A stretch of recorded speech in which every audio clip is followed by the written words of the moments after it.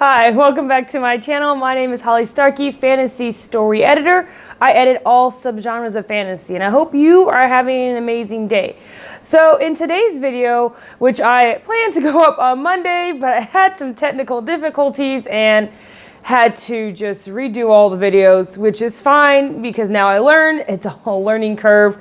So hopefully I will not make the same mistake again. Okay, so I want to continue on my world building series, and I want to focus more on magic. So I said in a previous video, magic is such a complex subject. You can do a dozen videos and never exhaust the topic of magic. But I want to follow up on a previous video I did, which is about like the price of magic and setting limits in magic.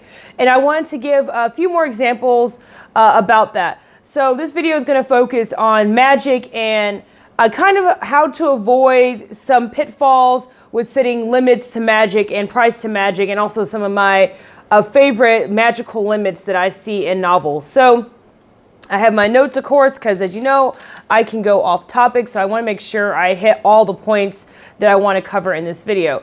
So for the first one is knowledge. So for me as a reader, and I think this works well when I think about this from an editing and marketing point of view, to use knowledge as a way to limit magic in your novels. So for example, you can have a character who discovers or learns that they have some magical ability, but that magical ability will take years to master, and really they will actually never master it, because in your story world you probably have very few people who have actually fully mastered magic. It's always something to learn, and I think this is really a great way for writers to use to limit magic, because it allows you to write in a series. So when I think of some series for children's, of course you have the Percy Jackson series, and I think Harry Potter series. But for an adult series, think about checking out Which Is When. It's a whole series that is done about a woman. She's grown, discovering she has magic, and she's a private investigator. And every case she tackles, as the novels progress, it gets harder and harder, but it grows with her magical abilities. And I will link to all the books that I mentioned in this video. I'll link to them below so you guys can check them out. And probably, I know you could find Harry Potter and Percy Jackson at your local library. Which Is When, I don't know if it's independent, because I know independently published books sometimes aren't easily found in libraries, but I don't know if Which Is When is an indie book or traditionally published, but I will still link to it below in the description box below this video. So knowledge, great way to limit magic, because your character starts off not being able to do a ton, but through a mentor, they are able to slowly learn. And as they learn, the challenges they face kind of grow with their knowledge. But one of the pitfalls, I'll make sure I check my notes. One of the pitfalls you want to avoid is, and I've seen this with some novels before, is where the character learns really all they need to learn in one book, and it's over. And it happens actually sometimes even before the book is finished. So this character usually is someone who has a very natural magical ability. They're supposed to be like one of the greatest witches or wizards or vampires or whatever that the world has ever seen. So you have this character come on stage, this mentor starts teaching them things, and they learn it all really fast. And then when it's time to face the bad person, whoever their antagonist is, they manage to defeat this antagonist with very little time spent learning the craft and learning their skill. And I get why writers do that, because they're trying to show that this person is super advanced, very talented, like the best of the best this world has ever seen.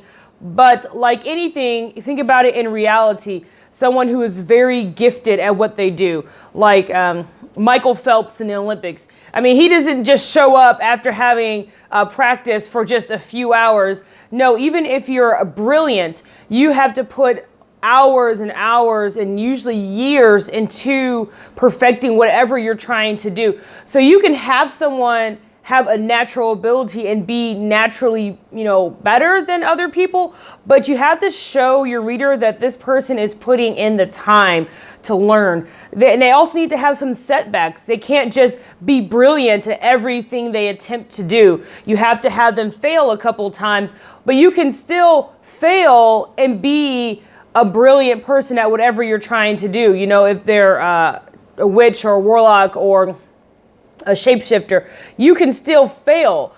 I think sometimes writers are afraid to have their characters fail. Having them fail makes your readers more able to connect to them, because you don't want to create this character that's like basically like a god, like they can do anything and everything, because that person is boring. No one can relate to someone who doesn't have any struggle. So when you have knowledge as a setup, make sure you are giving your character time to learn what they need to learn, and have the challenges they face grow with their knowledge, so that at the end of your series, when they face their antagonist, the main antagonist, the person behind everything, they are equipped to do so, because the reader has seen them grow over time. You don't just have them learn everything in a matter of half a book, and then at the end, okay, I'm ready to learn. I'm ready to face my antagonist. No, kind of show them learning. And the great thing about that is that you can also slowly reveal story world elements to your reader. You can, as your character learns about their ability, your reader learns about the ability as well. So it's also a great way to kind of slowly bring your reader into your story world without overwhelming them with like the dreaded info dumps. So the second way that I really, really like for limiting magic, and also that I think is pretty common, is magic that is connected to energy. So magic isn't, in this situation, magic isn't some, well that you can just keep spewing from. It's like, it doesn't have any limits. Magic, your magical well can run dry, for example. So some stories that do that are, of course, The Secret of the Immortal Nicholas Flamel, which I spoke about in one of my previous videos, but of course I will still link to it below. But there are many other stories that do this, where magic isn't just continuous. You have to, if you keep using your magic, you can accidentally kill yourself, because you've run dry and it's pulling from your life force, it's pulling from within. Why I like this example for limiting magic, and why I think it works really well, is because it gives the reader isn't always expecting the same thing. The reader isn't like, okay, they're just going to use their magic to get out of it. The reader knows their limits, and it allows you as the writer to introduce interesting ways that the character can get out of a situation.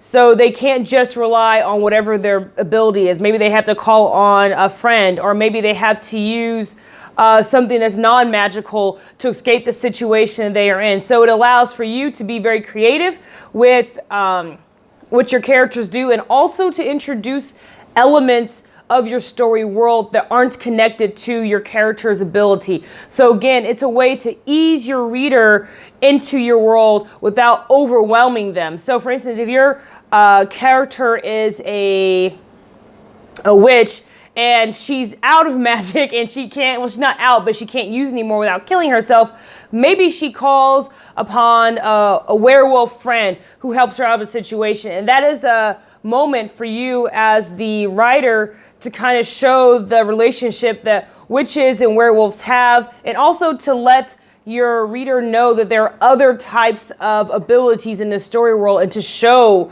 your reader those types of abilities. And also to slowly introduce your reader to other species in your novel. These species, like this werewolf, if she has a werewolf helper, this werewolf might not, like werewolves in general, might not be a huge part of the story, but is a way to add diversity to your story, and showing your reader that there are many types of species, and these are the roles they can play, and these are the things they can do. But you're not going off on like a tangent. You're not leaving your main story because this particular werewolf is a part of this plot point this character, your protagonist, is trying to get through.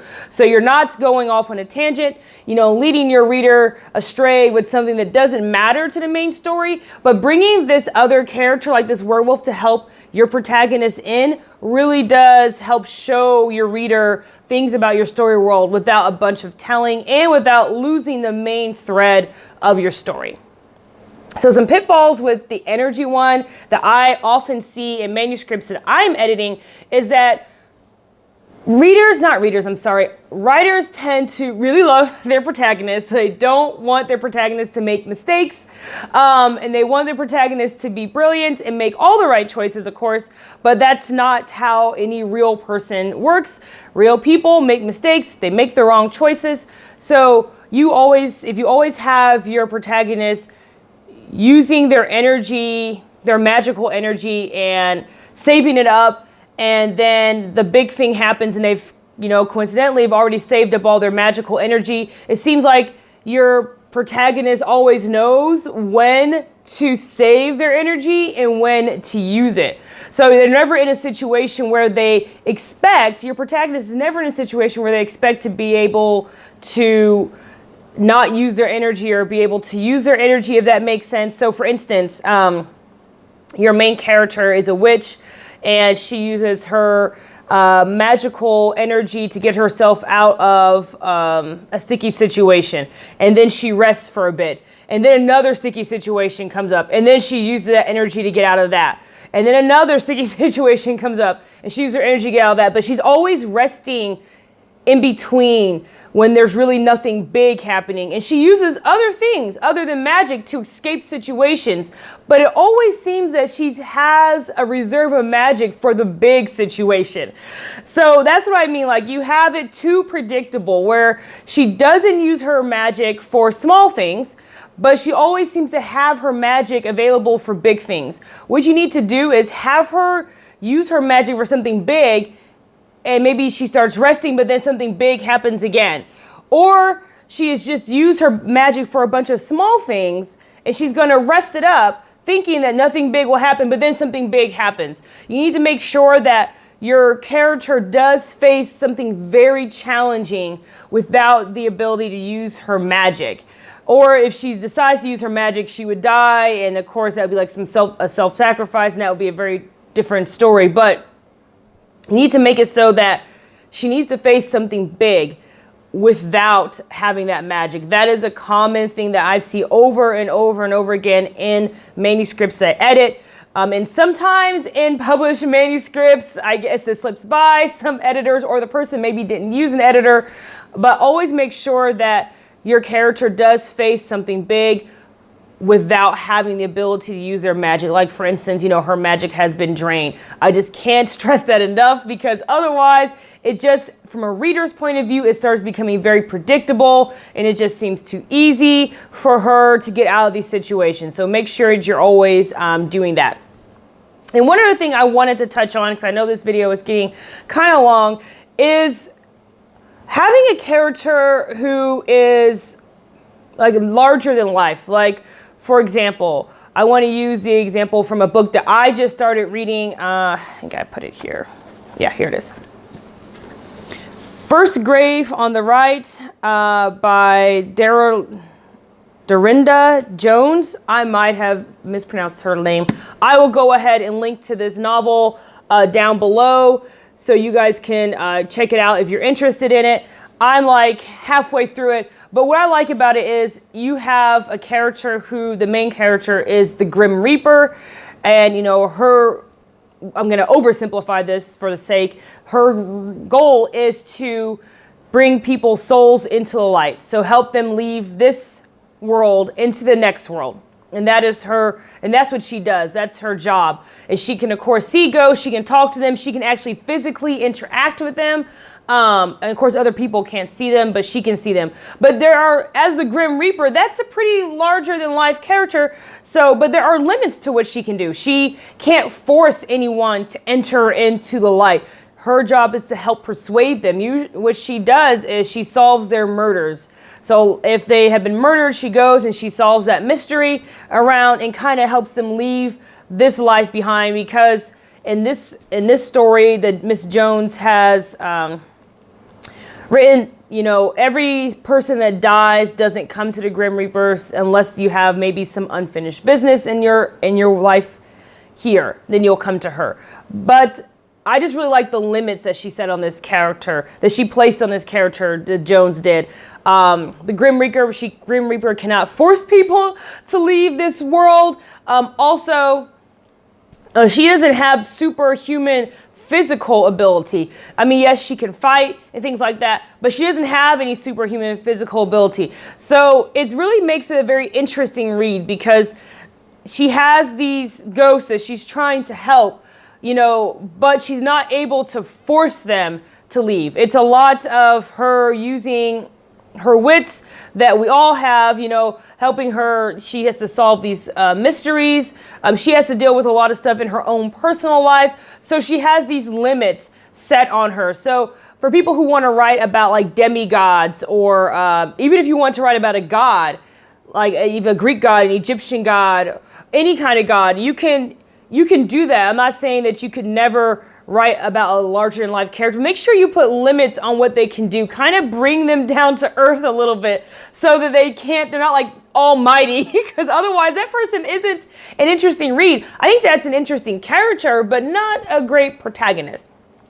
And one other thing I want to mention is this is not an example of a fantasy novel, but this is from Preston and Child. This is Brimstone. This is in the Agent Pendergast series.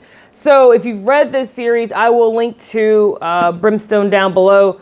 But if you've read the series, you know Pendergast is his agent, but he has all these like amazing talents and abilities. He's super wealthy, so he has access to all his money to help things. And you know, when you have money, you can make a lot of things happen. Also, he has a lot of great physical skills, so he's not superhuman. This isn't fantasy or science fiction, but he's a very skilled fighter, and he's also very good with like psychology and kind of talking people into doing things they don't want to do. He can really analyze people on the spot. He seems to be able to get out of any sticky situation. He can predict a lot of moves that are coming, so he's never really surprised or caught off guard. So it's a very interesting character. But what they've done is, rarely is he the point of view. So for example, that character might know what's going to happen, or may think he knows what's going to happen, but is working towards figuring out. But Pendergast is often not the point of view character. You have other characters that are, and they are working towards solving this mystery, because usually it's a crime. These are crime thrillers, kind of solving that mystery there. And you have Pendergast, who is with them, who kind of knows what's going to happen but isn't sure. But he sends these people on these, you know, errands, doing something that seems completely like unrelated to the crime. Why are we investigating this tea shop with this multiple homicide? It seems to have nothing to do with it. Pendergast knows there's a connection, but he has to kind of firm up some details. And he has, you know, whoever is investigating with him goes along with him. But we as the reader don't know the details that Pendergast knows in his head until Pendergast decides to share it with another character. So I think that's another way to have a character that's larger than life be prominent in your series, like this Agent Pendergast series. But Pendergast is often not the point of view character. And there are times, for instance, there are times in Brimstone where he is trapped, and actually all his little tricks don't work, and they're about to be led to their death, and they have to figure another way out other than these usually tricks that Pendergast has up his sleeve, and he has a lot of his sleeve, but they all fail him in that particular moment. I won't say what happens, just in case any of you want to read Brimstone, which I recommend. It is an amazing novel.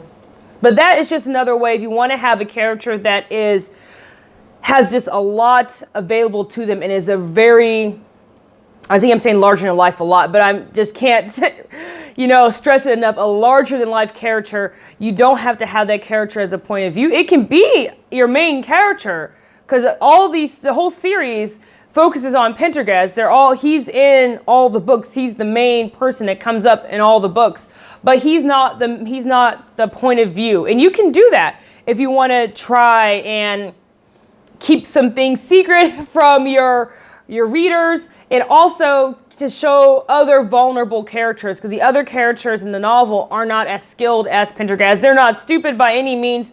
They're very talented, skilled characters, but they don't have Pendergast's skills. And also, they bring something to the table that Pendergast does not. So Pendergast is very talented, but he doesn't know everything. But these other characters bring things to the table that he doesn't have. And he's able to use his immense knowledge and pair it with theirs and come to a conclusion. At this point, I feel like I'm rambling, so I'm going to go ahead and end the video. But I want to just wrap up by saying, knowledge is a great way to limit magic because it allows you to do a series, and most fantasy novels are part of a series. Also, energy is a great way to limit magic because it allows you to bring in other aspects of your story world when your character needs to get out of a situation.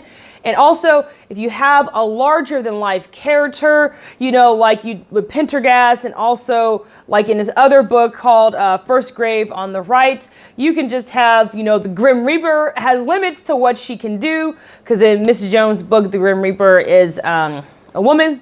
There are limits to what she can do. In Pendergast's book, he's an FBI agent. There are limits to what he can do. Sometimes it seems limitless, but they get away with it because he's often not the point of view character, and he's having other people do things and collect information while he collects it. So it doesn't seem like he knows every single thing.